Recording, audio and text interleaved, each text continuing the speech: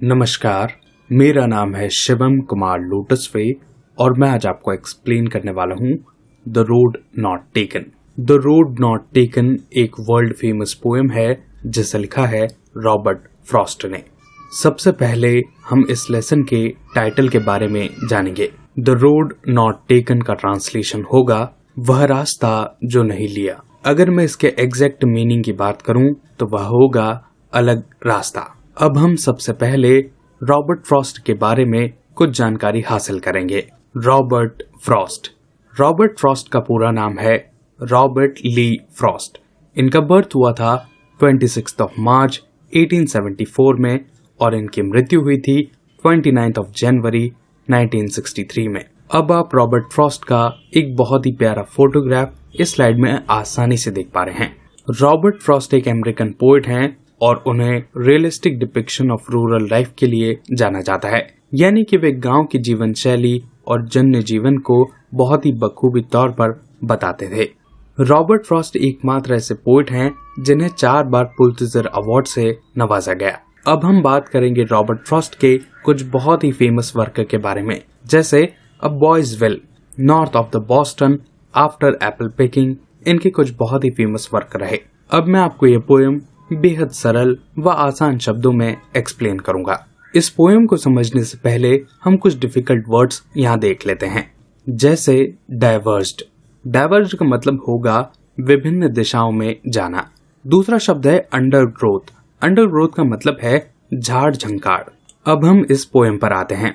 2 roads diverged in a yellow wood and sorry I could not travel both। इस पीले जंगल में यहाँ से 2 अलग अलग रास्ते 2 अलग अलग दिशाओं में जाते हैं और मुझे बड़ा ही खेद है, दुख है कि मैं इन दोनों रास्तों पर नहीं जा सकता हूँ। यहाँ पर एक और शब्द आ रहा है येलो वुड। यहाँ पर पोएट जंगल को पीला जंगल कह रहे हैं और इसका कारण यह है कि ये ऑटम का समय है, यानी कि पतझड़ का समय है और इस समय हर पत्ती सुनहरे पीले रंग की हो गई है और इसीलिए ये जंगल पीले रंग का दिखाई दे रहा है। पोएट जंगल के एक ऐसे रास्ते में आ गए हैं जहाँ से 2 रास्ते और कटते हैं। अब पोएट दुविधा में है, असमंजस में है कि वह कौन सा रास्ता चुने और उन्हें इस बात का दुख है कि वह दोनों रास्ते नहीं चुन सकते। And be one traveller long I stood and look down one as far as I could. यहाँ पर स्टूड और कुड में राइम किया गया है और अकेला होने के कारण मैं वहाँ पर लंबी देर तक खड़ा रहा और दोनों रास्तों को जहाँ तक देख सकता था मैंने देखा। To where it bent in the undergrowth. अब पोएट दोनों रास्तों को झांक रहे हैं और उन्हें दोनों रास्ते वहां तक दिखाई दे रहे हैं जहां पर एक मोड़ है और यह मोड़ झाड़ झंकाड़ के कारण पड़ा है, जिसके कारण पोएट आगे नहीं देख पा रहे हैं। अब मैं आपको इस पैराग्राफ का भाव समझाता हूँ।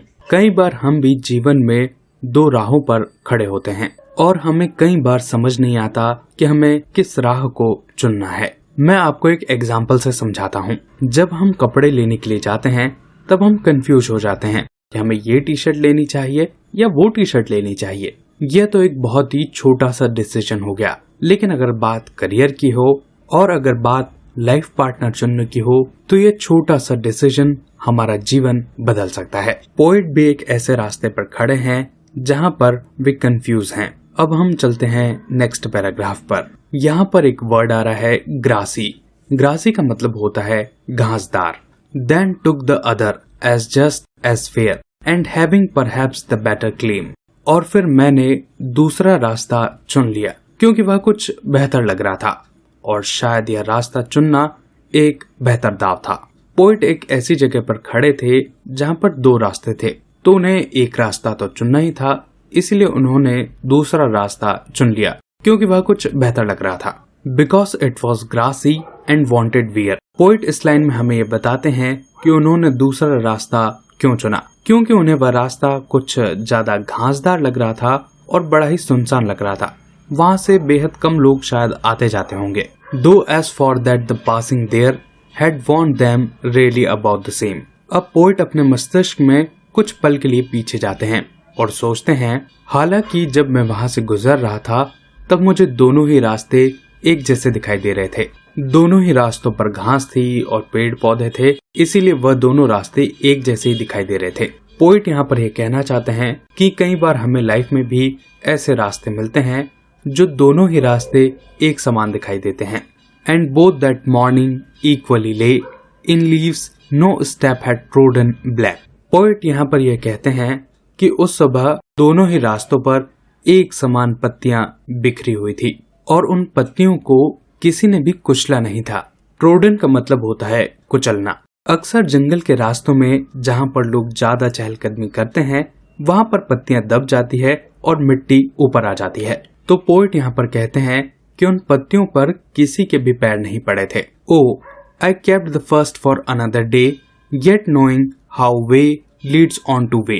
पोइट यहाँ पर ये कहते हैं कि वह रास्ता जिसे मैंने छोड़ दिया मैं किसी और दिन उसे फिर से चुनूंगा और उस रास्ते पर जाऊंगा, लेकिन क्या पता यह रास्ता जिस पर मैं चल रहा हूँ ये मुझे और नए रास्तों से जोड़ दें और कहीं और ही ले चले।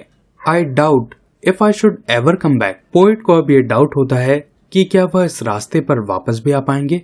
लाइफ में भी कई बार हम ऐसे रास्तों को चुन लेते हैं जिन्हें शायद पहले किसी ने चुना नहीं होगा। फिर हम ये कभी सोचते हैं कि जिस रास्ते को हमने छोड़ा था हम उस रास्ते पर किसी और दिन चलेंगे, लेकिन जिस रास्ते पर हम चल रहे हैं वह रास्ता हमें कई और रास्तों से जोड़ता है और हम कभी उस रास्ते पर वापस नहीं आ पाते जिसे हमने कभी छोड़ा था। लाइफ में हमें कई बार ऐसे डिसीजन लेने पड़ते हैं जिन्हें बहुत कम लोगों ने चुना होता है, जैसे किसी नई फील्ड में करियर बनाना, जैसे स्टार्टअप शुरू करना और ऐसे ही कई और डिसीजन। क्लास 10th में हमें ये डिसीजन लेना होता है कि क्लास 11th में हमें कौन सा सब्जेक्ट चुनना होगा।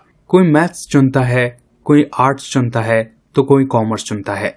हमें उस समय ये लगता है कि अगर हमें सब्जेक्ट में मजा नहीं आया तो हम उसे चेंज कर देंगे, लेकिन कई बार हम फिर से उस दो राहे पर नहीं खड़े होते। I shall be telling this with a sigh somewhere ages and ages hence two roads diverged in a wood and I took the one less traveled by and that has made all the difference।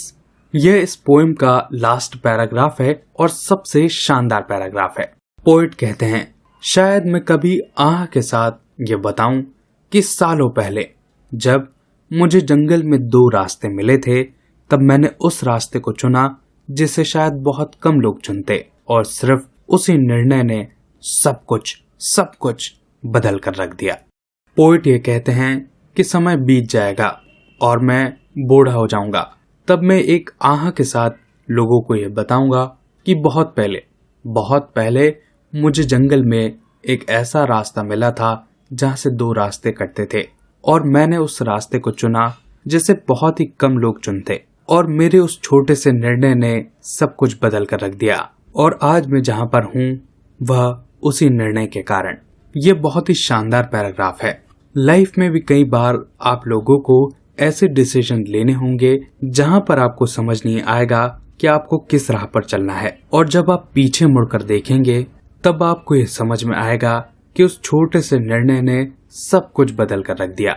हो सकता है कि career में आप decision लें कि आपको sportsman बनना चाहिए और आप एक बहुत ही सक्सेसफुल क्रिकेटर बन जाएं, और यह भी हो सकता है कि आप क्रिकेट में एकदम बुरी तरीके से फेल हो जाएं और जब आप पीछे मुड़कर देखेंगे तब आपको ये लगेगा कि काश मैंने क्रिकेट छोड़कर कोई जॉब कर ली होती तो शायद अच्छा होता।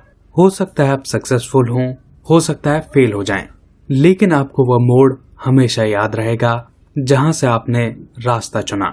अगर आपको डिसीजन लेना हो और डिसीजन डिफरेंट हो तो डिसीजन लेना आसान होता है, लेकिन अगर आपको डिसीजन लेना हो और दोनों ही डिसीजन लगभग एक समान हो तो आपको डिसीजन लेना मुश्किल हो जाता है। और इसी असमंजस के बारे में है यह पोएम। अब मैं आपके लिए यह पोएम बहुत ही शॉर्टली समराइज कर देता हूँ। पोएट को जंगल में दो रास्ते दिखाई देते हैं और दोनों ही रास्ते एक जैसे होते हैं। पोएट खड़े होकर दोनों रास्तों को देखते हैं और फिर वह एक रास्ता चुन लेते हैं। पोएट को उस समय वह डिसीजन ठीक लगता है।